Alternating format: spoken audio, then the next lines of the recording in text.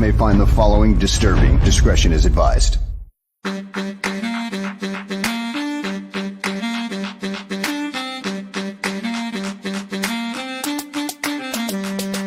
The Bears. Because of the way they play the nickel corner here, and the nickel corner plays 88-85% of the snaps. He's got to be like part linebacker. The Bears. When you're in a scouting room, there's going to be differences of opinion. The Bears. Once coaches get involved, of course, they've got their own opinions about what fits best for what they want to do, and that could be drastically different than what the scouts say. Well, you're looking at traits, and number one, he tested very, very well. The Bears.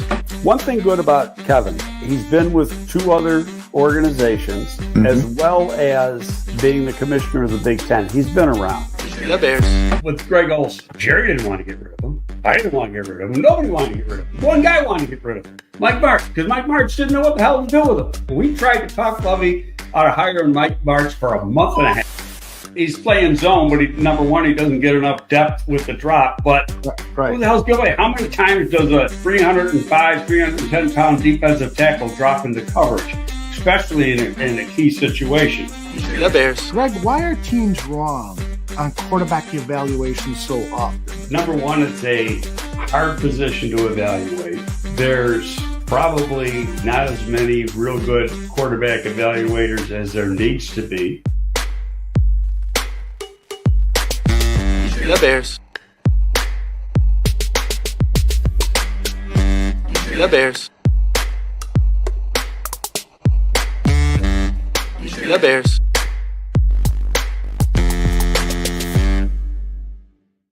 Welcome, everyone, to a fresh edition of GTF, Gabriel Talks Football. My name is Aldo Gandia. Tonight at 7 p.m. Central, it'll be the Twins on this stage. Jeff and Tim will talk about Notre Dame, the Chicago Bears, and anything else they have in mind that will be a surprise. What we are here for now is to talk to this gentleman. His name is Greg Gabriel. Greg, how are you, my friend? I'm good. Did you watch that game last night?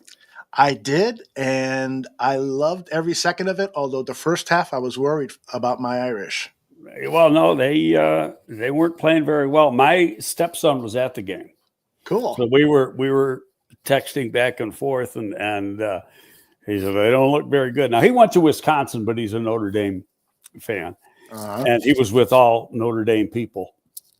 In fact, he lucked out. He was in a freaking box. Nice. So, yeah. So, but anyway, it was a good game. That's a very well coached team. There's no give up on that team.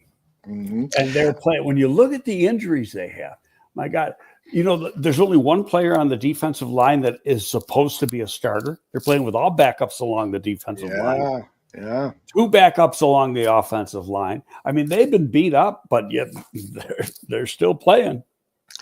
Tim asks, what matchup would you prefer, and is Indy your favorite to win the Natty? I don't know if they're my favorite. I don't think it matters.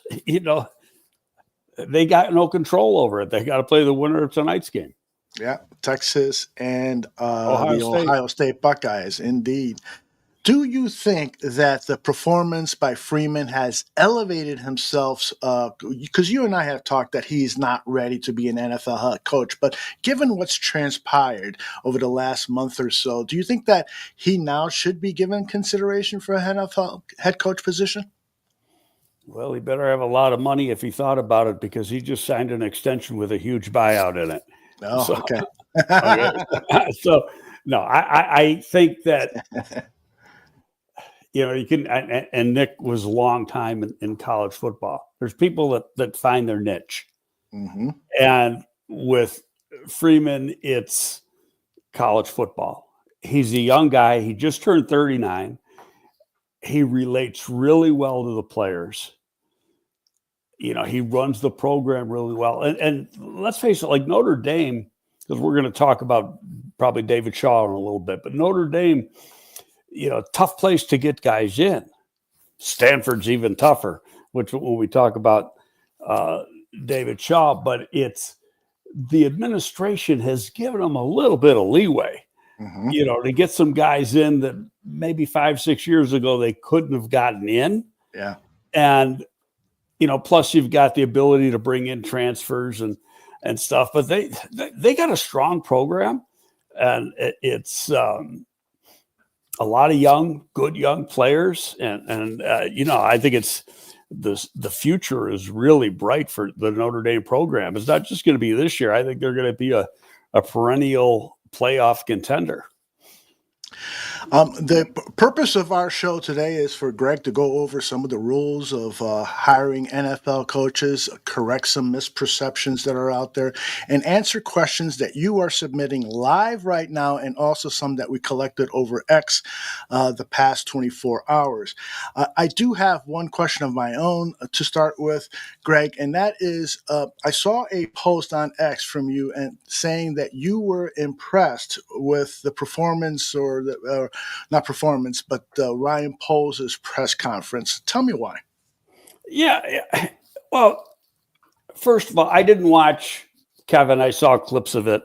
Mm-hmm. I didn't watch George. I saw some clips of it. It was a typical end of season presser. He gave you what his thoughts were, told you what he wants to do going forward, how he's going to do it.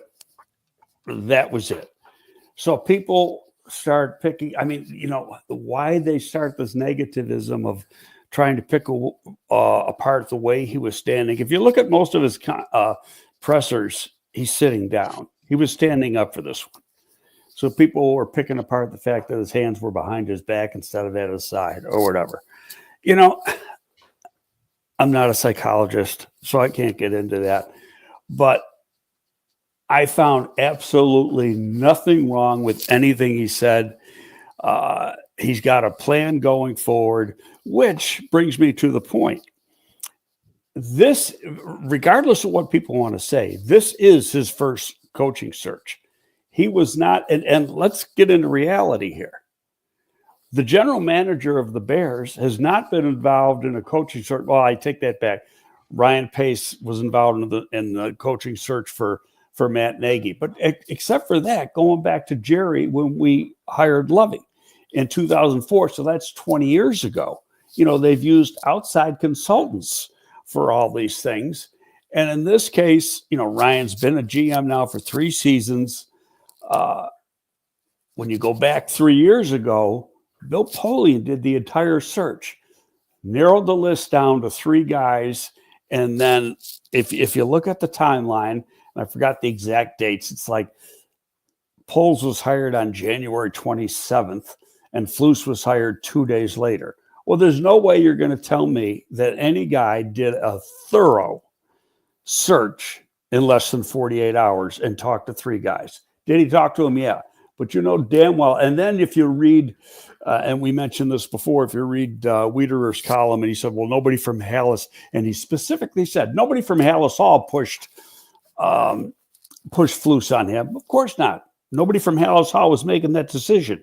The outsider was. That was Polian. So what, you sound like you were going to say something there. Well, I mean, to me, that shows kind of a spineless attitude towards your first major decision as a general manager, having the head coach being foisted upon you, as opposed to you slamming your fist on the table and saying, listen, I want to do my own search. Give me 10 days. And that's true. But, since then, the rules have changed. And it's like, we got to get it done because we got to get a staff together and all this. So we did it for you, and we had a Hall of Fame general manager do it for you. Okay, this is the same thing with Ryan Pace and Ernie Accorsi, and with the hiring of John Fox. And the timeline was very, very similar. So this is his, and he's doing it his way. And people say, well, they got too many names. Why? And it's all they got is time. There's one person right now, or actually 2, that they could hire in the given timeline: Pete Carroll and Vrabel. And in order to do that, they have to do 2 Rooney Rule interviews in person.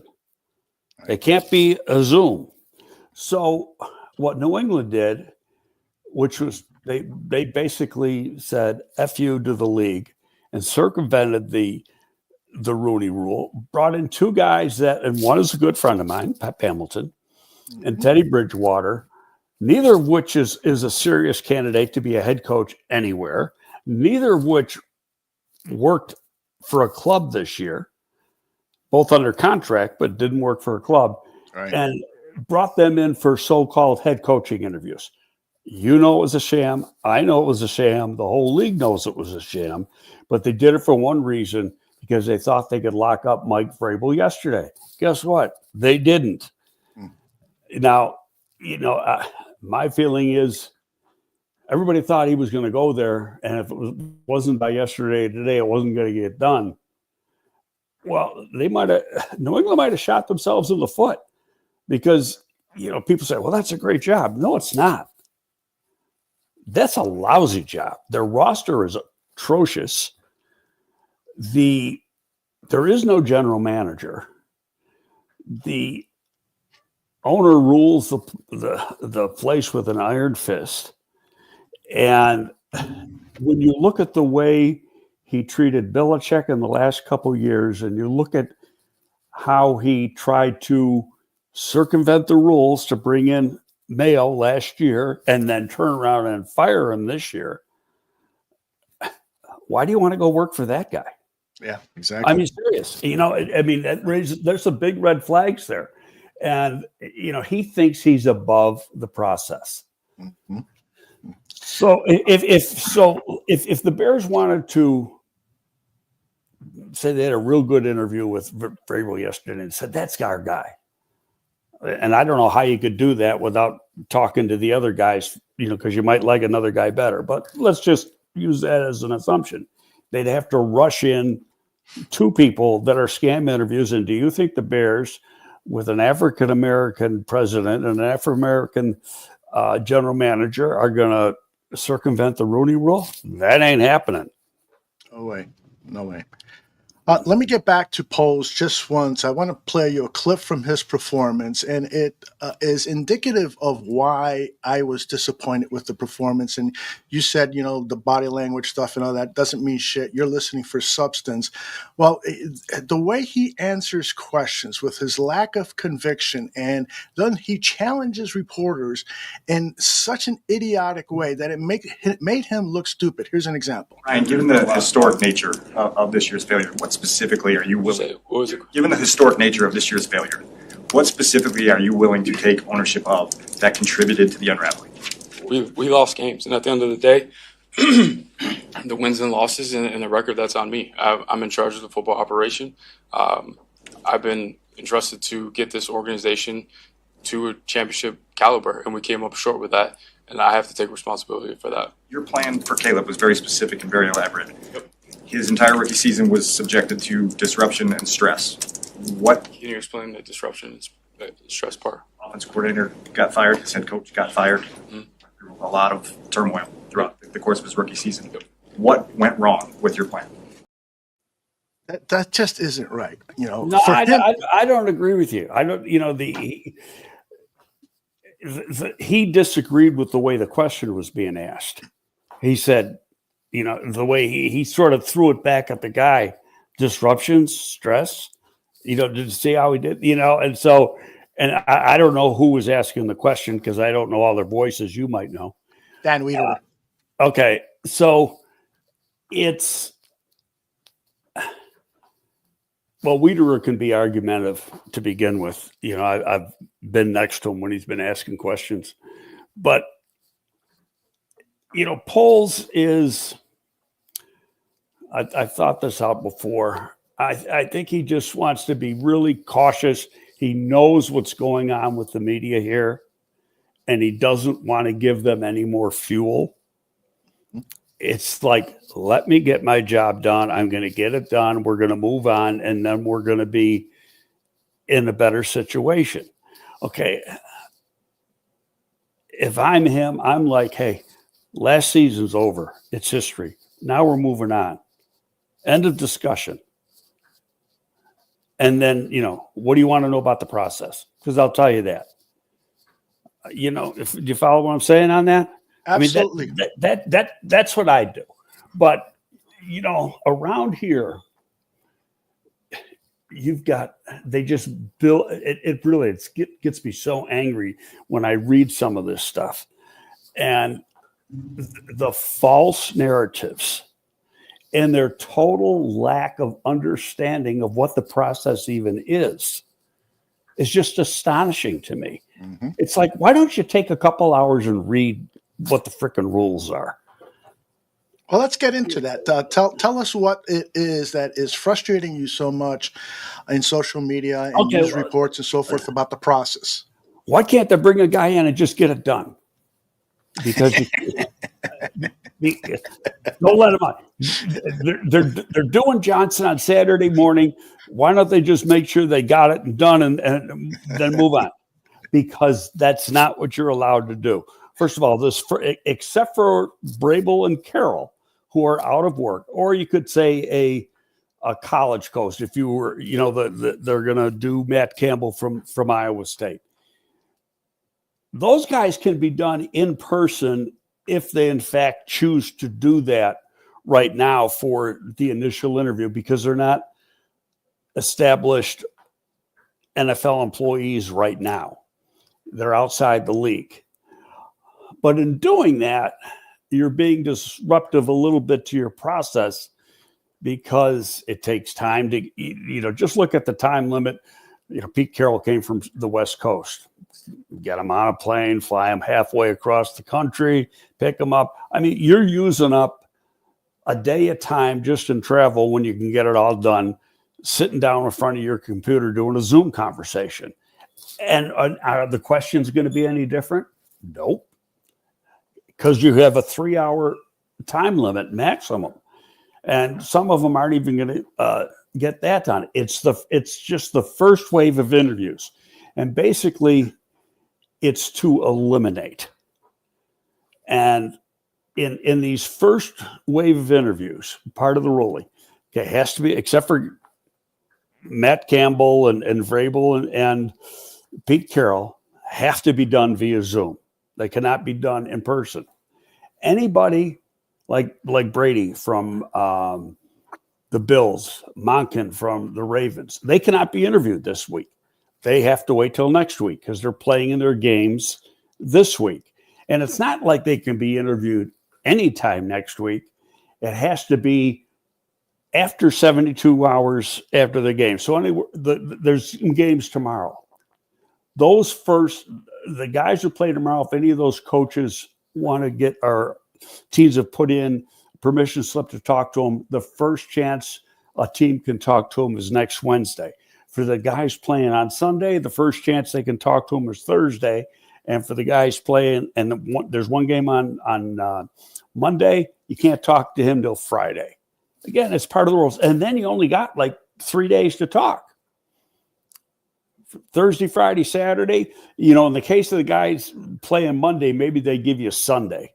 I didn't check on that because there's got to be more than one day in case there's a bunch of teams wanting to talk to the specific candidate. What I'm not 100% sure of is a guy that you're eligible to talk to this week. Can you talk to next week? I don't think so, because then they're in game prep. So guys like Johnson, Glenn, people of that sort, because they got the rules that covered the other guys this week, cover them next week. Does that make sense? Yeah, I skimmed through the rules before we came on the air, and what my understanding is that the next interview, the second interview, the team has to go to the interviewee's city or whatever his current employer approves. So if they're going to do a second interview with Ben Johnson, which is highly likely, they would have to go to Detroit area and interview him there. And they can't do that till the week of the 20th, which is a week from next Monday. Right. Okay. And then go ahead. I was just going to ask you, what other issues do you find out there that people have publicly stated or on social media opined that is giving you pause about the sanity of Chicago Bears fans? They just don't understand. Why do you got to do it on Zoom? Because that's the established rules. Yep. Okay. I mean, it's just real simple. And part of the reason of this is that, if you go through history, the coaches for the good teams got overlooked in the process because they were continuing to play and you can't hire them. And the coaches were up in arms in that. So they wanted a more fair way of conducting the process. This is the first year in which they've done that. And so you can't even hire anybody until like 3 weeks from now. And of course, they got to be finished. If you want to hire Johnson, or say, theoretically, Johnson could be playing Brady in the Super Bowl. I mean, that's not out of the realm of possibility. Yep. And which means that if you want to hire one of those two guys, they're not going to be your coach until around the 15th of February. I mean, we got like a freaking month to go. So it's a long process. Yes, you don't get it done right away, but it's more favorable to really the top assistant coaches because teams would settle early to get a guy and start to put his staff together. And now, because they've leveled the playing field, nobody's going to get the big jump unless somebody hires Vrabel. Nobody is going to get that big jump. And it's still not going to be an advantage because the same rules apply for assistant coaches. I mean, if the guy wants to hire some guys from teams that already finished their season and they got permission to do so, he'll be able to do it. But if the team's still playing, he's got to wait. I hope I'm making myself clear on that. I think you are. Yeah. Let's entertain our first question here from Sam, who was just a recent guest on my Tuesday night show. Samuel says, well, Greg, what makes you confident in Poles' hiring process and football operation processes? Haven't seen the results. The results have led to historical losing streaks. Shouldn't Poles be talking about changing processes? So at his press conference, there was a lack of new news. In my world of advising communicators, CEOs, and so forth, you always want to try to have new news. Tell them something that will excite them. What do you got? And Poles didn't do that. In all honesty, what's there to tell? Okay. We got a group of guys. We want to talk to them. In their mind, they probably got some favorites. Reality is, okay, what's the list? 15 guys, 16 guys, something like that. There's probably 6 to 8 that are legitimate candidates. Some of the others, and they got time, might as well use the time. They talked yesterday. They talked to that guy in the morning, the OC from Arizona, and at like 9 a.m, they put out a thing that he finished his interview. Well, he's out in interview. What time did they start that one? 6? In Arizona, probably 4 a.m. Yeah, well, no, what it means they didn't talk to him for 3 hours. Okay? Yeah, right. Okay, and there's going to be guys they're not going to talk to for 3 hours. There's part of it is a get to know you for future reference. Sure thing. Okay. Part of it is intel on other coaches. That particular coach worked with Johnson at Boston College. So that's going to be, I can guarantee it was part of the conversation. You want to ask them, get some intel on some of their players that could be prospective free agents in another 2 months. So, excuse me, there's a lot of different reasons. You want to ask them about particular coaches that you might be on their candidates list for, their staff and whatever. It's really a fact-finding type situation.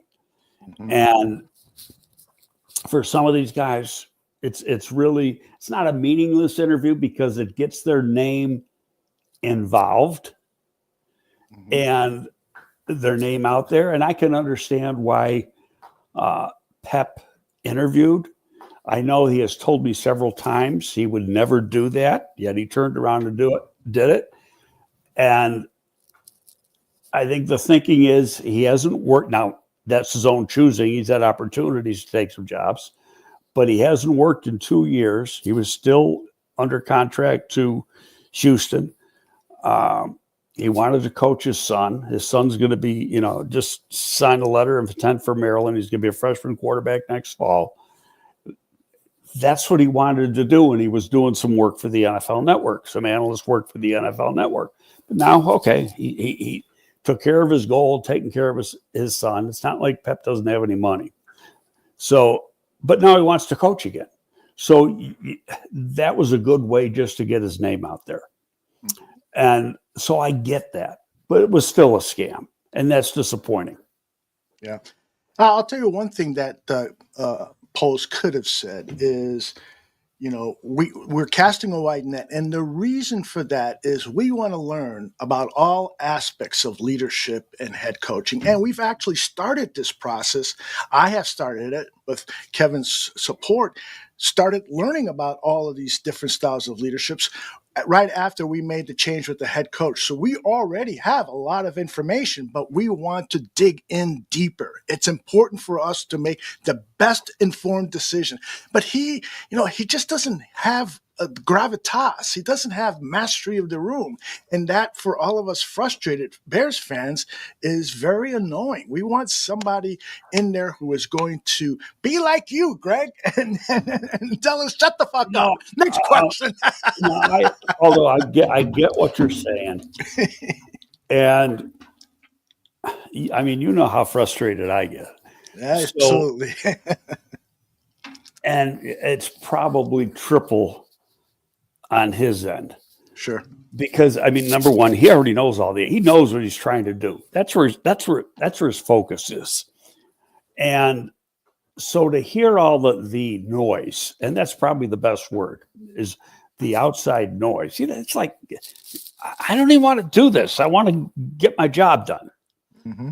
But I got to do this. The league says I got to do a end of season interview. So we did it.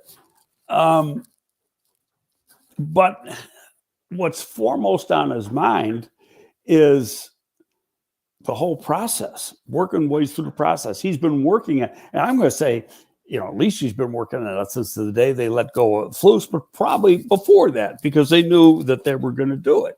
And what you're doing then is just, we did this for months in the 2003 season because we knew we were going to get rid of Dick. And, just doing background, making phone calls, listening to interviews that you could find. A lot of these guys had done interviews for the management council that you could get from the league, where one person interviewed them, and they might be 45 minutes long. We just sit and listen to them just to try to get a feel. But for the thing of leadership, you could sit in a room for 3 hours with a guy and not know if he's a good leader. You can get a feel, but not know. It's something you almost got to see. And you know what I mean by seeing the guy coach. How does he coach? How does he handle the room? And sometimes you don't have that aspect because you never worked with the guy. So you got to make calls to people who have and get a feel from them how they feel about the guy, because the leadership is important.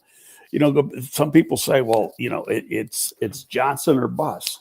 And how I keep backing away from that, saying, what's the guarantee that he's going to be a dynamic head coach? None of us know that. None of us know if Brady's going to be a dynamic head coach. There's a couple coaches that what you're going to get because we've already seen it. And one is Vrabel. The other is Shaw, David Shaw. Now he's coached at the league for 9 years, but he's been a head coach for multiple years at Stanford. And we saw how he handled that program, and he did it. He had a very good program and doing it with less because of all the problems that you have trying to get players into that school. It's just very, very difficult.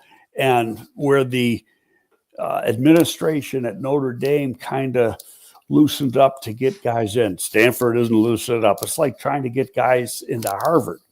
And the restrictions that each player has to go through, and they don't give a little on the athletes. They got the same restrictions that student A and student B has that are applying to the different schools within the university. So he's had to deal with that. And I know for a fact, talking to people who've worked with him and know him really well, he's just got very frustrated because he was like backed against the wall. Finally, he said, screw it, after the 22 season, and just walked away.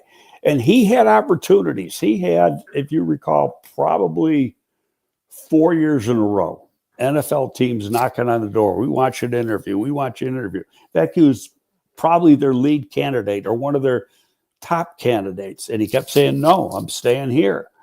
So after he got done with Stanford, he took a year off, recharged the batteries. Right now he's working for in the front office at Denver on the personnel side, really just to get a feel again for the program. Now he's worked on the pros in the NFL as a coach, and he's grown up in the NFL. His dad was a lifelong NFL coach, so he's been around the game for a long time. So, but he just wanted to get a feel for what the NFL today is, and that's what he's doing in Denver. And you know, he's only going to interview for a few jobs, but if he gets one, somebody's getting a hell of a coach. I've always been impressed with David Shaw. Whether he is the right guy at this moment for the Chicago Bears is questionable. Right. I won't argue that. He's one of my top five right now. But I took Vrabel out of the top five because I thought he was going, but he might not be gone yet. So interesting. Do you, right off the top of your head, do you recall your top five? Both Detroit coordinators. Glenn and Ben Johnson. Everybody thinks Glenn is going to New Orleans. Played there, coached there, and has got a very close relationship with Mickey Loomis, the GM. That doesn't mean it's going to happen, but signs are pointing in that direction. Then I've got Todd Monken, the coordinator with the Ravens, who's been back in the league for 2 years. The offense at Baltimore is terrific. Before that, he was at Georgia for 2 years, or more than 2 years, but he's got a couple national championships at Georgia. He has been a head coach going back more than 10 years ago. He was at Southern Miss, which, if you know anything about Southern Miss, it's a horrible football program. It's the third major school in Mississippi, and they got to deal with Ole Miss and Mississippi State. Tough for them to get players. He took over the program when it hit rock bottom. They only won a few games his first year. And when he was there, you didn't have NIL, and if guys transferred in, they had to sit out a year. If you're getting, so now they don't have to do that. So it takes a while. Took him to his third year to get a winner. Won 9 games his third year, and Tampa Bay came and stole him, gave him the OC job. So he's worked in the league a number of times, so he's got a lot of experience as an OC in the league. We've seen the job that he's done with the Ravens. He's 58 or 59, been a head coach. Everybody raves about the guy as a person, as a leader, as an innovator. He's really good at playing to the strengths of his players. And so, if you look like what he was doing at Georgia versus what he was doing with the Ravens, he didn't have that athletic quarterback at Georgia, but he sure as hell does at the Ravens, and he knows how to use it. So he knows how to adjust things. I think he's a dark horse, a strong dark horse. That's probably not getting enough play. Excellent. Okay. Let's get to some of the questions that I've collected and the ones that were posted on X. Here's an interesting question from Terrence Williams, because I've been reading a lot about all of the challenges Thomas Brown had to face, and it just seems like this guy might be more talented as a head coach than we might be giving him credit. So Terrence wants to know, why is he not a more considered candidate for this job? Is it just because they lost?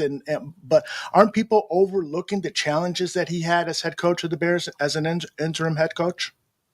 Probably the fans are. I can't Yeah. tell you Hallis Hall is. That's a good point. The problem they have is, and you know this as well as I do, how do you turn around and sell Thomas Brown? It would be tough. Yeah. Okay, and I mean, you know how we raved about him at the beginning, that he was the leader in the clubhouse to use a golf term, and all he had to do is prove it, but it was too difficult a task. Yeah. And now you're coming out with some stuff now, and who knows what's true and what's made up about. They're starting to kill Caleb.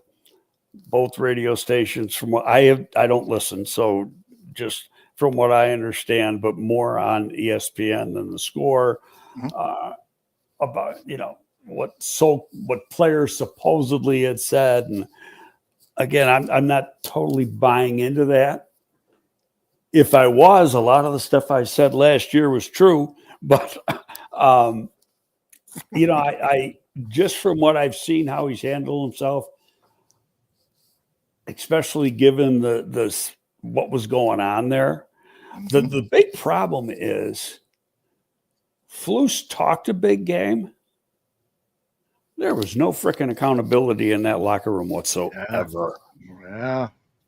Yeah, that's becoming clear now with, as the offseason goes on, more and more details are popping up about the culture at Hallis Hall. And then there's this background talk that perhaps Caleb wasn't working as hard and wasn't paying attention to the details as hard. Now, these are unsubstantiated rumors. No, I totally get it. That's why But you heard it last season. When he was at USC. Yes. So could it be? Yeah. Well, a lot of people owe me an apology if I'm right. Well, and maybe we'll never know, but it is something that we Bear fans have to be aware of and examine, the behavior of our so-called franchise quarterback. We all want him to do well. There's no doubt about it. But we as fans have to question if we see him not giving his all. All right, next question. But here's the thing, Aldo. Sure. Have we seen it? Right. The answer is no. Right. Because we're not okay. So Great it point. becomes hearsay. Right. And who's disgruntled? Who isn't? Who is the so-called sources? And so it's. We all know there's a lot of BS that goes on. Absolutely. So, who knows? Ryan Poles knows. And that's the guy, that's the only guy really that needs to know. I mean, we saw in, I don't know if it was the last game, that, the quarterback coach really tore into Caleb on the sideline. So maybe there's a little something into it, but that's why it's important. That's why this particular hire is very, very important. Yes, it is. And why the leadership is very, very important. And I just don't want to take the approach that it's got to be one guy. And you've heard me say this 1,000 times.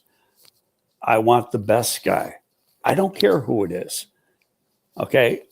I don't want Pete Carroll. And the only reason I don't want Pete Carroll is because he's going to be 74 years old. And He's the same age. I mean, we're within weeks of the same age. Could I go in there and work? And I take care of myself. I work out.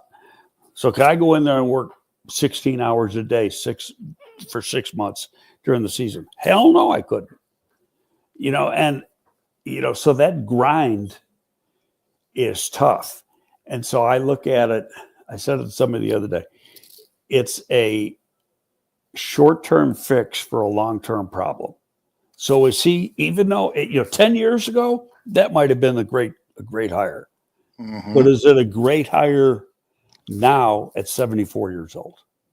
If he were to tell Bears management, hiring me would be a 3-year plan. I would change the culture. I would make them playoff ready. I would bring with me such and such as offensive coordinator, such and such as defensive coordinator. Those are the succession plan. You're going to have 2 great coordinators to pick as your head coach. Would that make you feel better about Pete Carroll? No, because the quote succession plan doesn't always work, and we saw what happened in New England. Mm-hmm. That didn't work. He can say that's who he wants, but once you live with that person for 2 or 3 years, you might say, nope, I don't want him.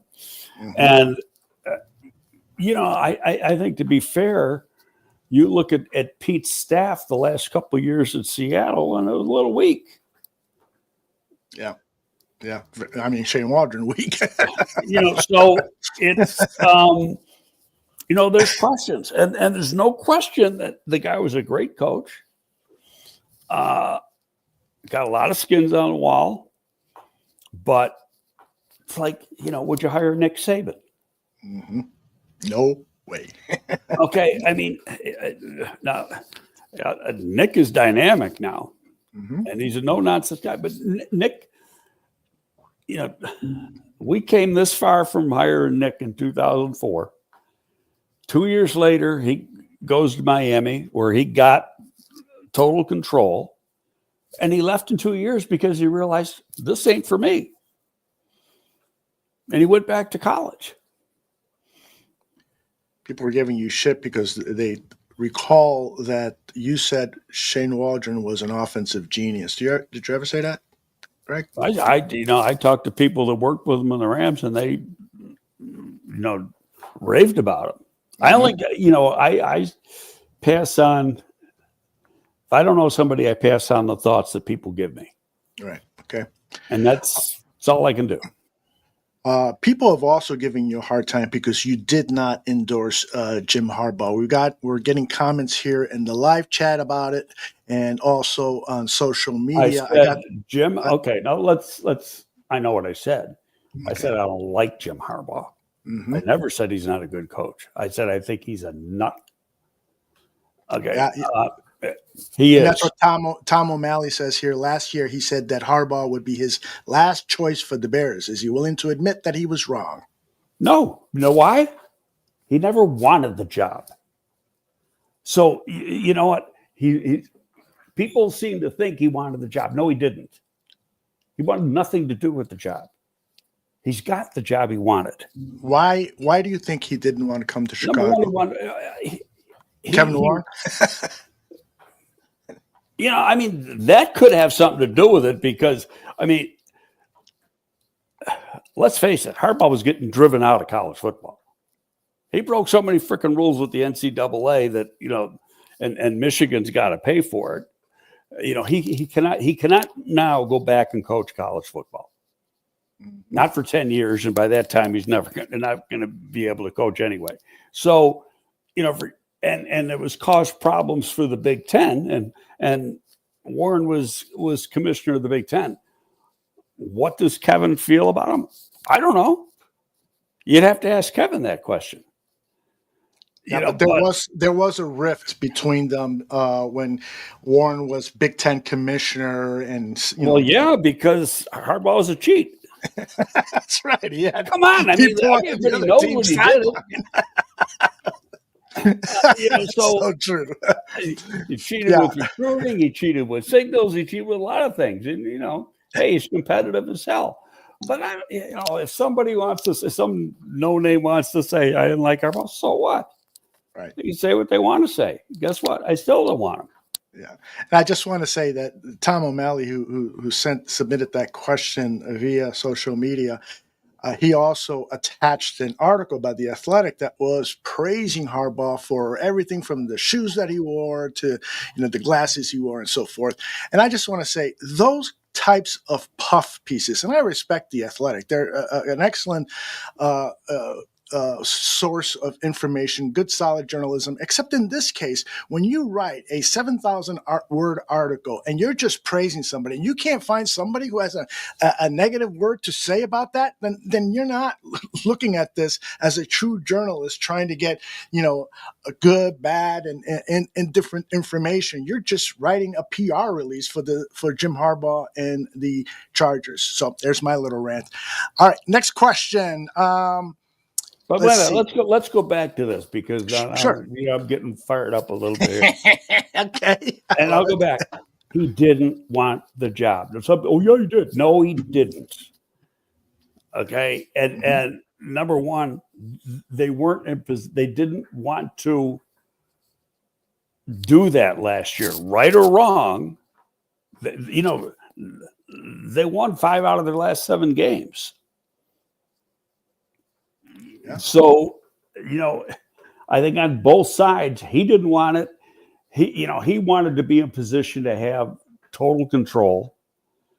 The guy I got for the GM it came from his brother and worked under his brother in Baltimore for years and years and years, and Ozzie Newsome and Eric DaCosta.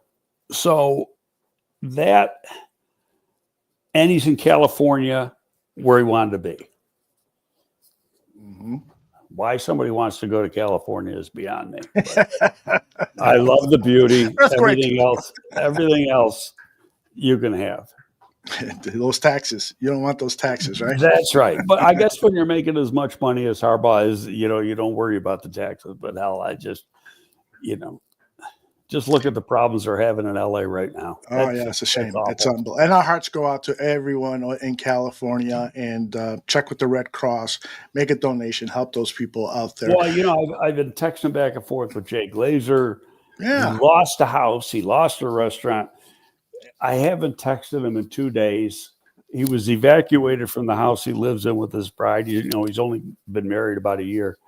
And he had no idea. As of 2 days ago, he goes, I don't know what's happened to that house. I can't get back there. Yeah, that's so sad. Oh. It's very, very sad. All right, got tons of questions here. Let's get through some of them. This one came to us via X, and it is from Stir It Slow, Drop It Low. Hey, Greg. Are teams' front offices allowed to contact players as a reference? For instance, can the Bears talk to someone like Jared Goff and get his take on Ben Johnson and how he helped or hindered his career? Or is that something you have to work through back channels? How does that work, Greg? Got to work through back channels. It can be construed as tampering. Yeah. Yeah. That would not be a good look if the Bears were to call Jared Goff and say, hey, we're interviewing your if you got a guy on your staff that went to school with Jared Goff at California or was a teammate of Jared Goff's out with the Rams or something like that, then, yeah, it's a little different story. Okay. But to say Ryan Poles wants to call up Jared Goff, he can't do that. You got to turn on your thing there, buddy. Jimith has donated $10 and has this question. Why has Dave Taub never gotten serious consideration as a head coach? Well, he did, but he hasn't in the last 4 years. Why is that? I don't have the answer. I think part of it is, he went through a bunch of years where he was getting a bunch of interviews and then it's like, well, he didn't get hired, so he must not be any good. I can't answer it. Part of it is just the bias against special teams coaches. But then one of the best coaches in the league Typically, right? Yeah. So, and no, but Harbaugh is a special teams guy. John Harbaugh. John Harbaugh, right? Mike Ditka, of course. GTF question. Marv Levy. And Marv Levy. This one comes from Keith Lutz. Can we trade? This is a funny one. Can we trade draft picks for new owners? Not even. Look at it. My grandchildren will be dead before the McCaskey family stops owning this team. They own it. It's theirs. Live with it. Did you mentioned you only saw clips of George McCaskey's press conference? He did not chastise fans, but he said that he didn't like the fact that fans sold their tickets to Detroit Lions. Yeah, but then fans. he turned around and he sold his box to the guy from Circa Sports was a Detroit thing. So, that was a little hypocritical on George's part. And I like George. Yes. People think George is heavily involved in the decision. He's not.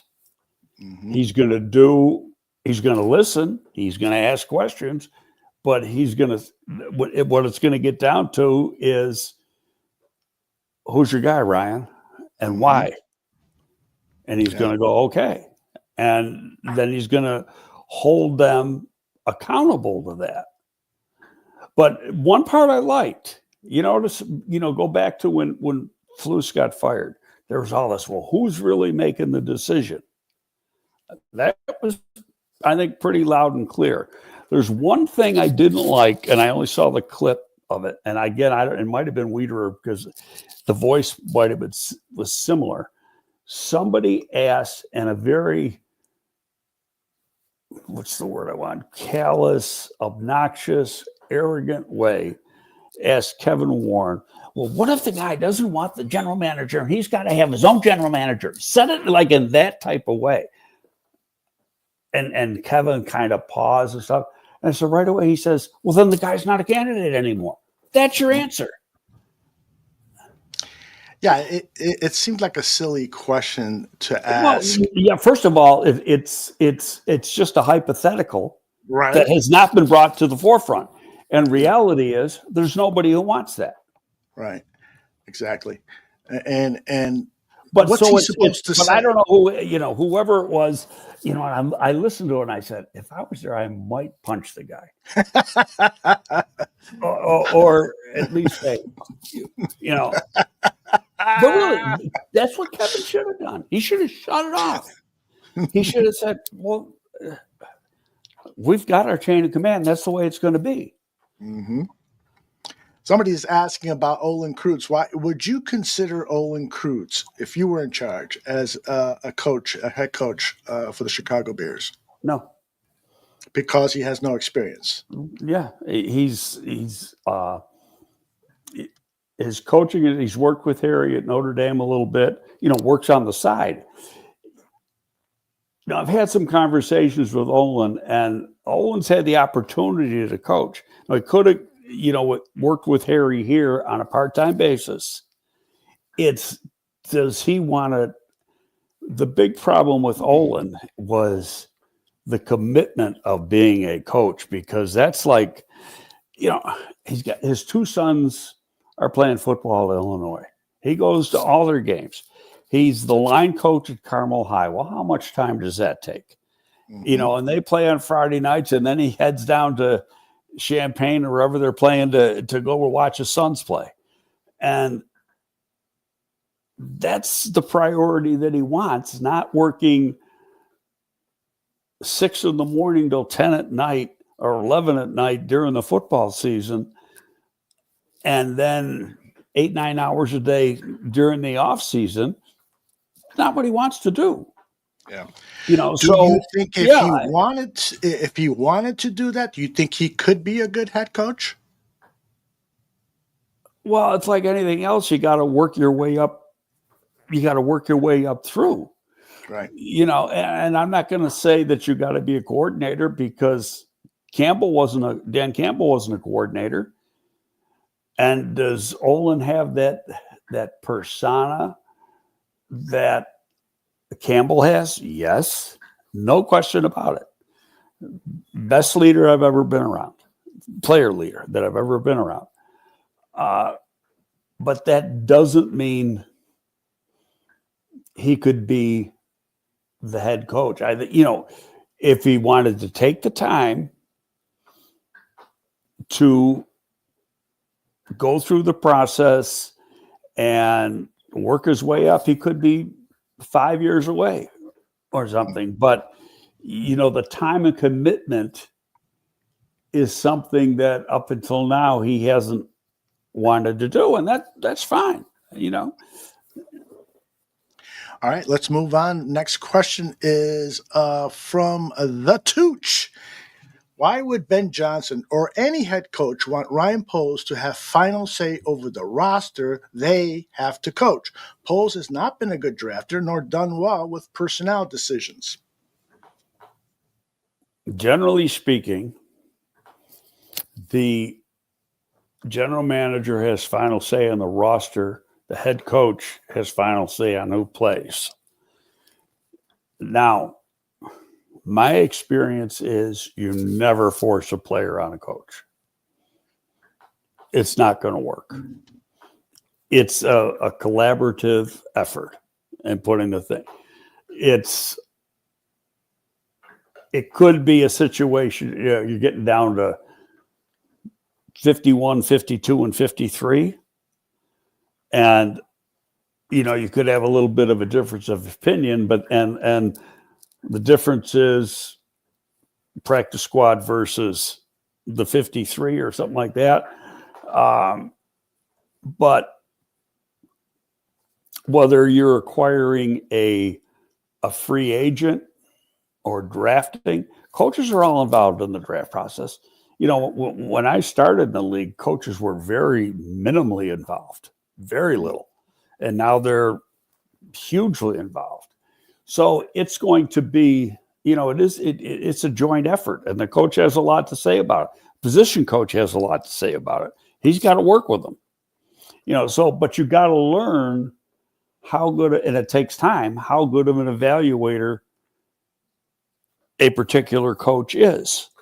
And so, and you could find, he could make some bad decisions in that first year that you got him in the building because you don't know he's a good or a bad evaluator. So that's why there's got to be some give and take. Ryan said a really interesting thing, went over the head of everybody. I caught it right away. And as he said, we got some free agents. We're not doing anything about it until we find out who the staff is. Nobody said a thing about it. And that was a very key statement. Why? Because these guys are going to have a say in the guys they bring back. Are they schematic fits? Right. The offensive, let's say all gets done and Monken is the head coach. And you look at, and he wants an offense similar to how they run the offense in Baltimore. Well, that changes what you're looking for along the offensive line because you don't have to have those real athletic guys. So it'll be really interesting to find out who that is and what traits they're looking for both the offense and defensive players. Mm-hmm. Is it safe to say that whoever they hire, Poles will be working closely with that head coach to acquire the players who are a scheme fit for that new coach, and they will even evaluate the current players on the roster? So let's say if there is player A who plays on the defense and he is not a scheme fit for this new head coach, they might want to try to trade him, try to, move him. That's exactly what's going to happen. Okay, good. And a perfect example is go back 20 years ago when we hired Lovey. We're going to use the scheme that they use now. where Greg Blosch was using, even though it was a 4-man scheme, it was more of a 3-4 type philosophy. And we had the elephants, Philip Daniels, Keith Traylor, Ted Washington. We had these big monsters. Okay, well, they couldn't play in this scheme. Yeah. Move on and get guys who could. And so, and that will be, you don't see it at every position, but you're going to see it at some. Okay, now, Keenan Allen's a free agent. Okay, what's he going to be, 33, 34 years old? Next year, I thought he had it up and down. He had some big plays, made some plays. He also had a lot of drops. So is that a guy you want back? And he cost $17 million. Mm-hmm. Maybe I can get 2 of him for that $17 million. Could potentially, indeed. Yeah, so it's those are the types of questions. Tevin, okay, what do you want to do with Tevin? I'm going to say right now they ain't going to bring him back. But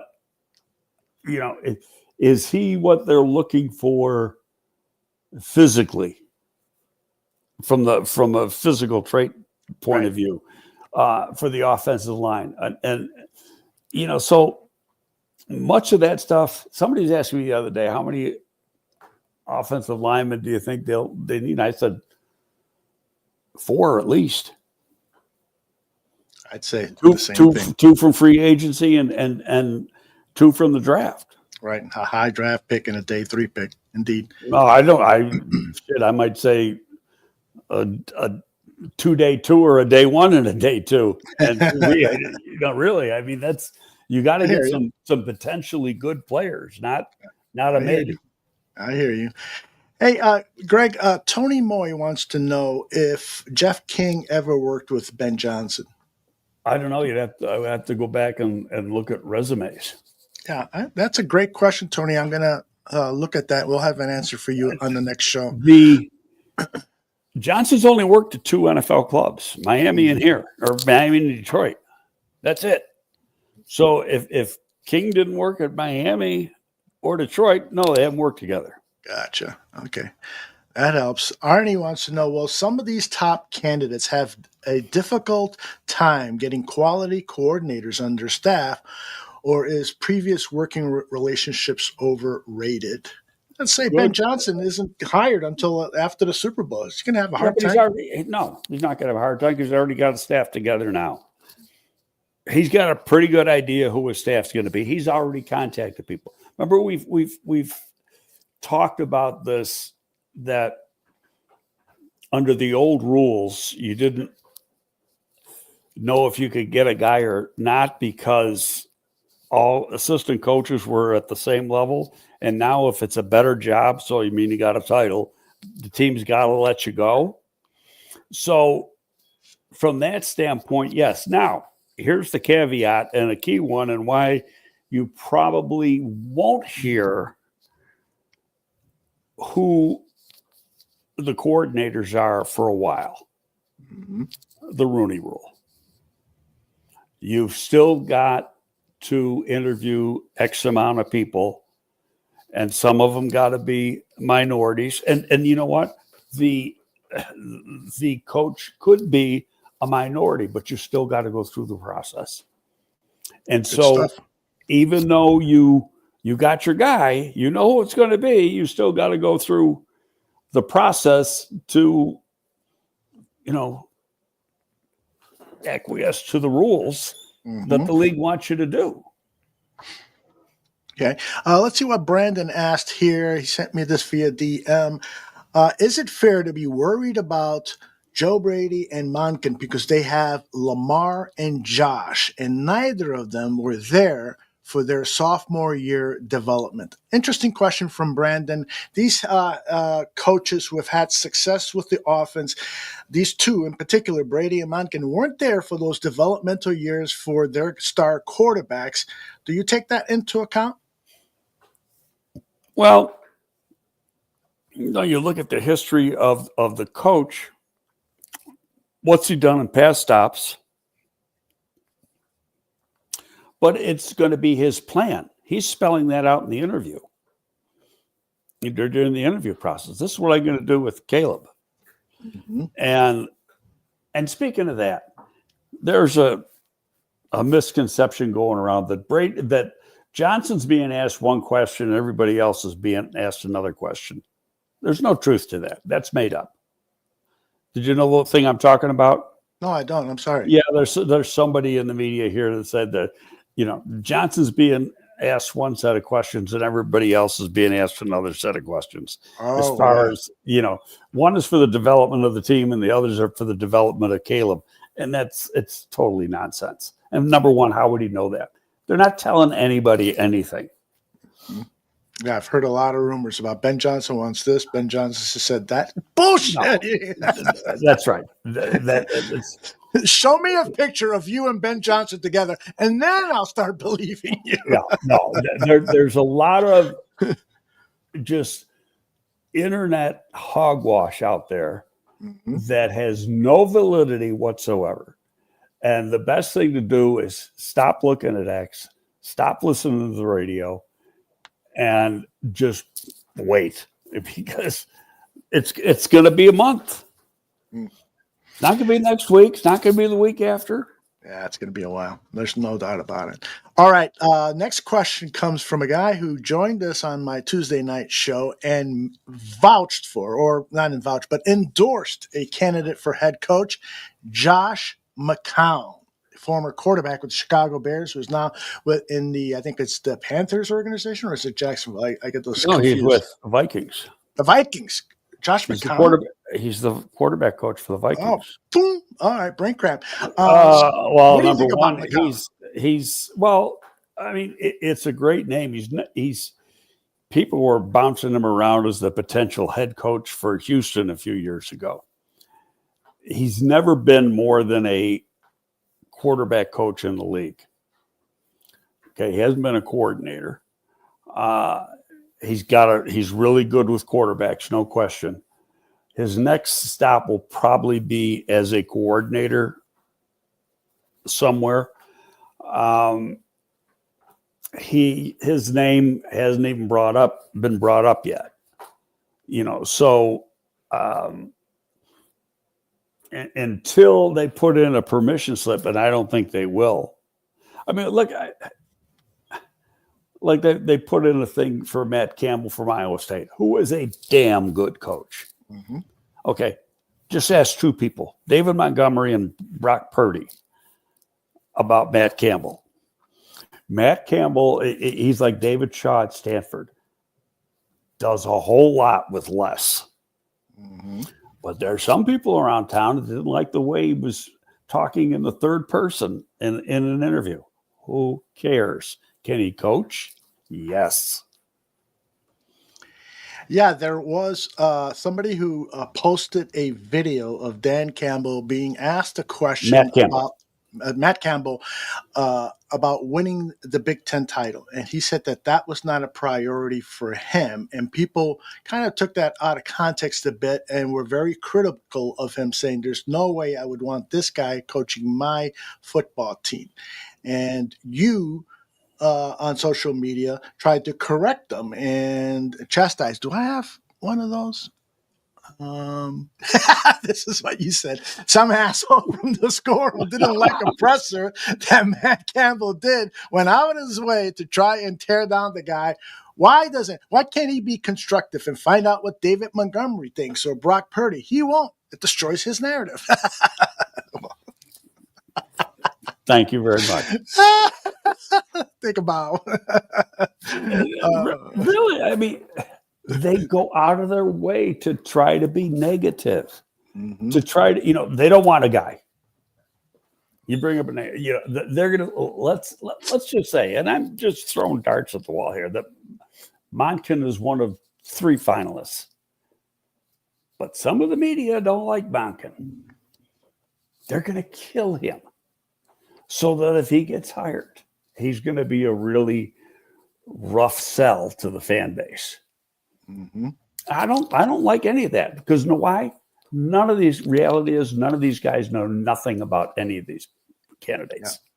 Yeah. It's a great point. I I work on what I'm saying on social media to try to be as fair as possible. Sometimes it'll take me 5 minutes to write a tweet because I don't want people to think that I'm a know-it-all, that I got inside information, these are just opinions that I'm throwing out, ideas that I throw out and so forth. And it bugs me when people just attack others, not for the idea that I threw up, but now I'm an idiot. Well, maybe the idea was an idiot, but I'm not an idiot. No, it's just so negative around here. It's like, let the process play out. They just put it in as a foregone conclusion that it's going to be the wrong guy. They're going to screw it up. Well, you know what? If you want to think that way, I that's not me. I'm not doing that.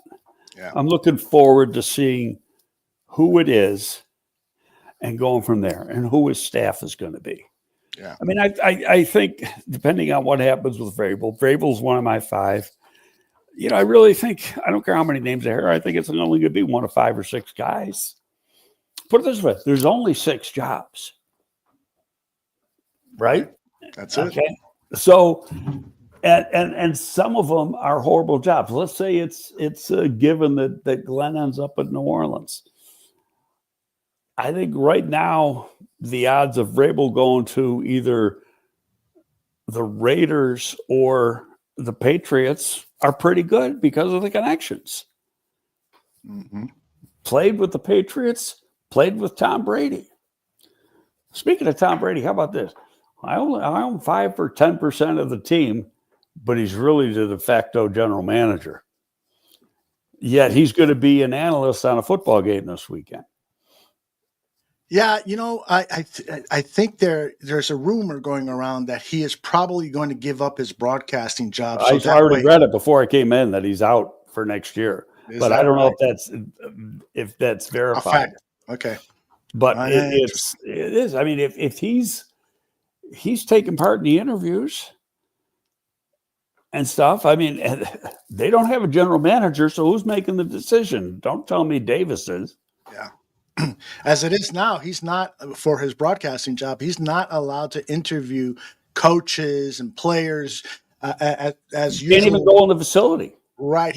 Usually those announcers for that game get an opportunity to talk to people so they can prep for the game, but he's not allowed to because of his ownership. This one came in via X. Jeff says, I'd like to know what Greg would think about Tom Telesco being brought to Chicago as an advisor or something similar. Does he seem as a possibility, and would you like that move? Tom Telesco, of course, the general manager of the Raiders, who was released yesterday. Well, he was released by the Chargers a year ago. I've known Tom a long time. He is a Buffalo guy. And the connection is David Caldwell used to be the GM for Jacksonville. Telesco and Polian's oldest son all went to St. Francis High School in Hamburg, New York, right, suburb of Buffalo together. Then they went to John Carroll University in Cleveland and played football together. And then Polian brought them all in the league.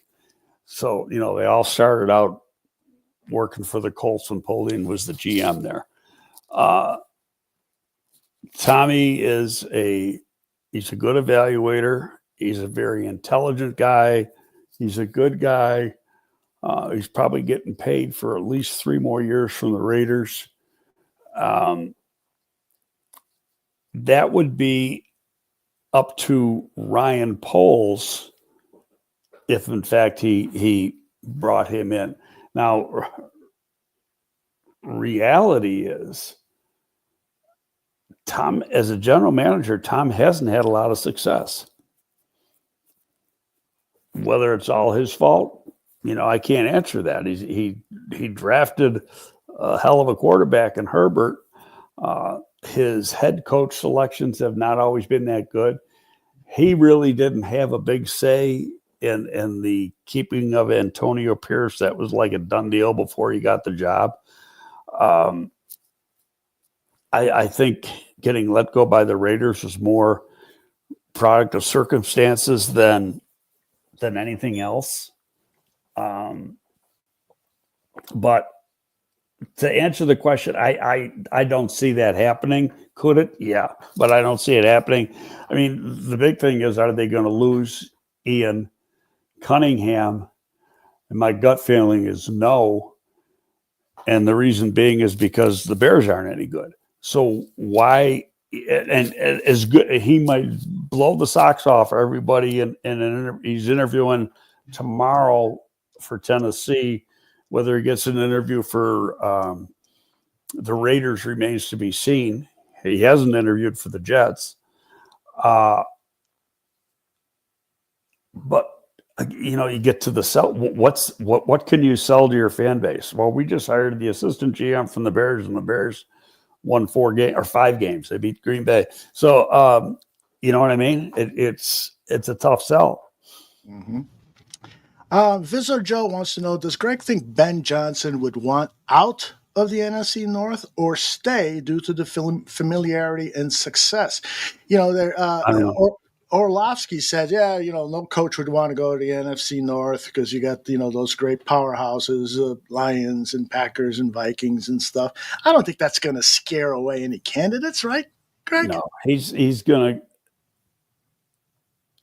Suppose he's interviewing 4 places. Jacksonville, all of them, or 2 of them, 3 of them got a quarterback. The Raiders don't have a quarterback. That's probably because of Tom Brady. So they got to figure out if they're going to get a quarterback. I really don't think, for the reasons I gave earlier, that he'd even think about New England. And why would anybody want to go to Jacksonville? Not me. Okay, the city. Yeah, I'll Ponte Vedra. I'd live there in a heartbeat. It's from the standpoint of just for the next few years. First of all, you got to play 2 games overseas every year. That's a drag. 2007 season, you're on the road, or 2027 season, you're on the road all year. Because they're going to be redoing the stadium. So they got to play, it's being like us, playing down in Champaign. Cow manure country. So David Terrell. Oh, that's what funny. did David Terrell say? He said that it always smells like cow shit when I go there.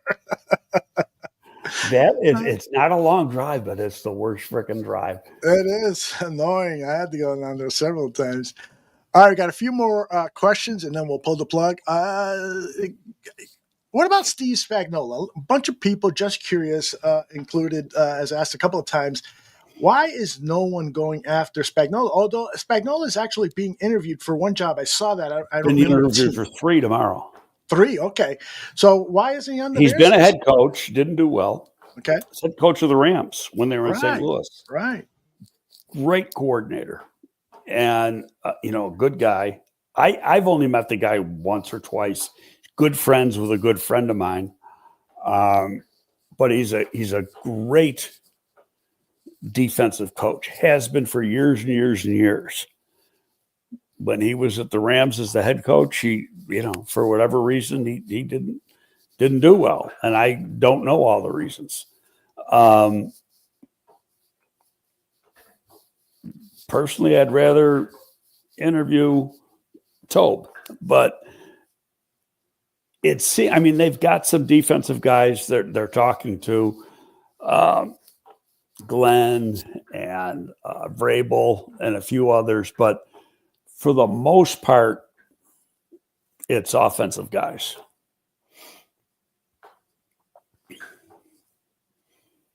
You got to turn on your mic, buddy. That's twice. Tooch was saying that too. This is an offensive league. How can you even consider hiring somebody who doesn't have the credentials? The Minnesota coordinators being interviewed at a couple places. I don't think he'll get a job. Not this cycle. Mm-hmm. Down the road, maybe, but not this cycle. Mm-hmm. And we'll see. Greg, every year as I start looking at prospects for the NFL draft, not every year, but many years, I fall in love with one or two guys. And there are two that I am in love with now, and that's Mason Graham and the Abdul Carter, the pass rusher out of Penn State. So I posted on X yesterday, what are your thoughts about the Bears trading up to draft a player like Abdul Carter or Mason Graham? Or do you prefer to stay at 10 or trade down, therefore securing an offensive lineman? Because there will be value, I think, at from 10 on down for a good offensive lineman like Booker. Carter's going to be top five. Top three. Oh my gosh. A lot. In fact, last night, our buddy Dane Brugler, said there's an argument, you got a valid argument putting him at number one because there is no quarterback. If you put a quarterback at number one, you're pushing him up. Yep. In fact, Kuiper called me on Tuesday and we had a conversation and talking about and he can't even find a third quarterback. You got Sanders and Ward down at Miami, and then he's got the third quarterback as the kid from Ole Miss, Dart.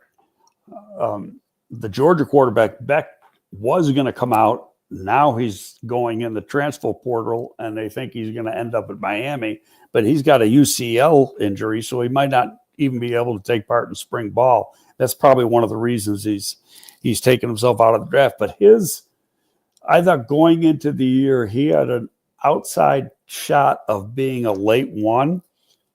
And now after the year he had at Georgia, he's a day three. I mean, he just had a horrible year at Georgia. Wow.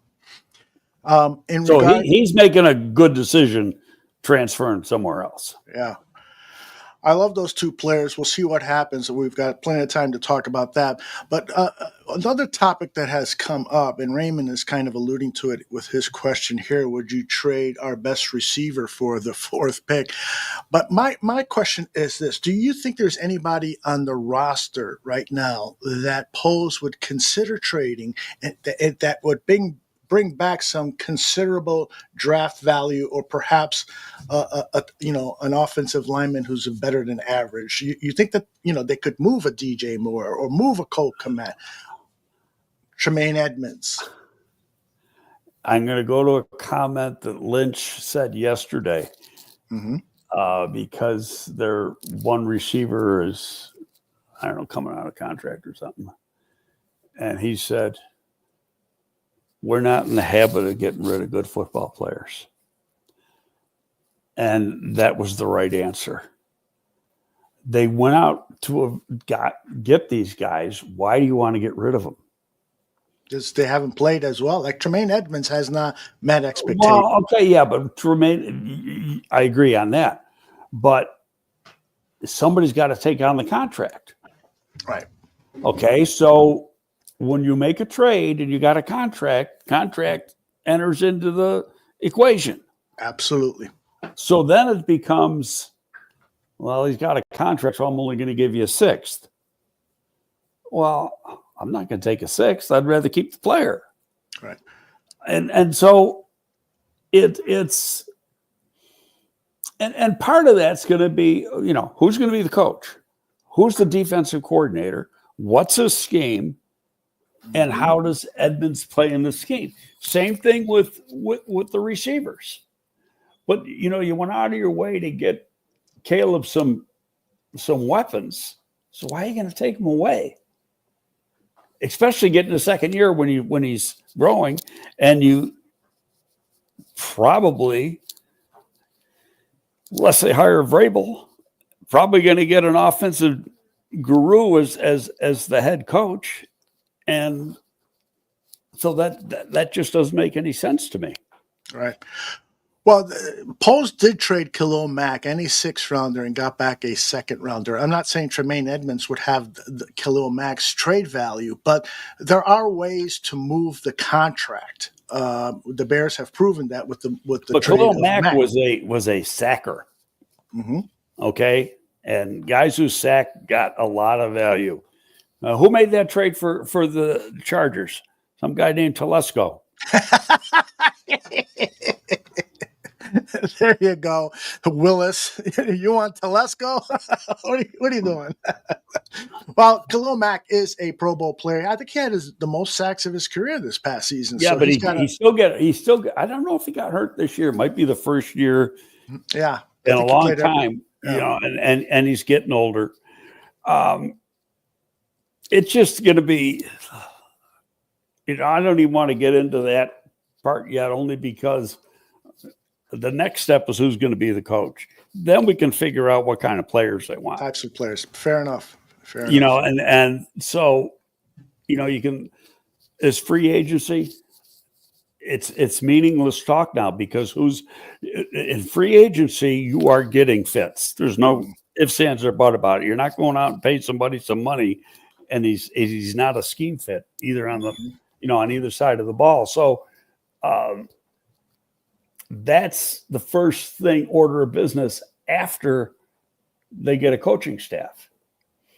Yeah, I totally agree. That's the process. And I think, after you get through next week, because there's going to be guys, they have to wait till next week before they can talk to Flores on the defensive side, Mackin on the offensive side, Brady on the offensive side. Some of these guys, they can't even talk to them until next week. And it's after that, to me, and I keep saying this on social media, the important thing isn't how many guys they're talking to now. It's who are they talking to second time. Mm-hmm.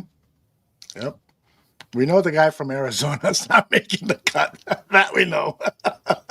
Yeah. So it's that'll be, and hey, if Vrabel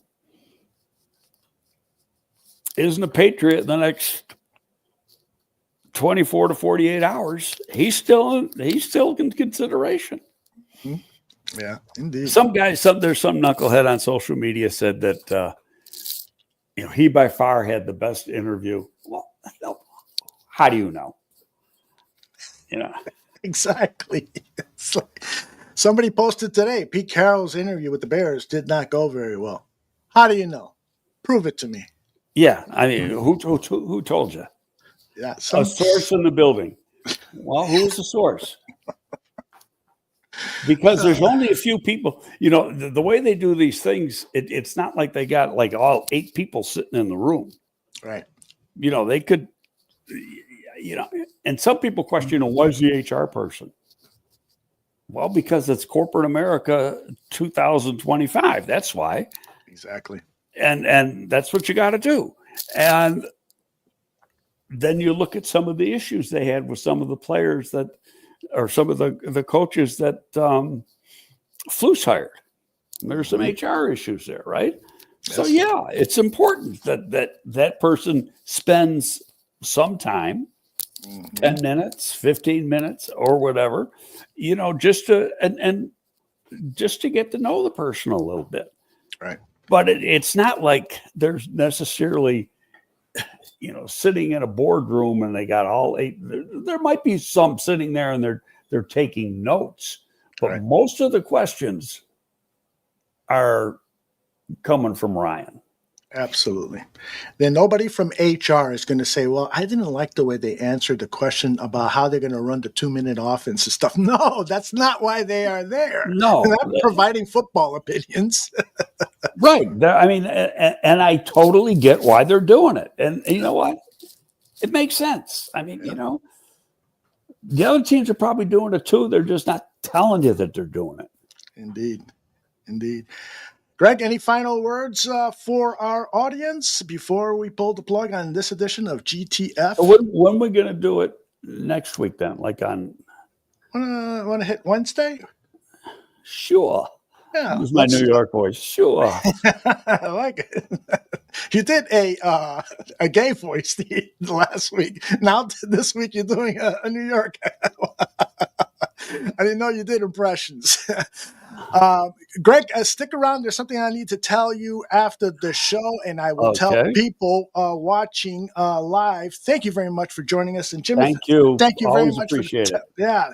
Thank you, Jimmy, for the $10 donation. Please let people know about the show, retweet it, repost it, whatever you can do to get the word out about Greg Gabriel and his incredible insight into the game. And even for those people who dislike Greg's insight to the game, they should at least listen to it before criticizing it. Isn't that fair, Greg? I'm fair game. But just if they take a shot, they just know they're going to get one back. There you go. I love it. All right. For Greg, I'm Aldo. Take care, everybody.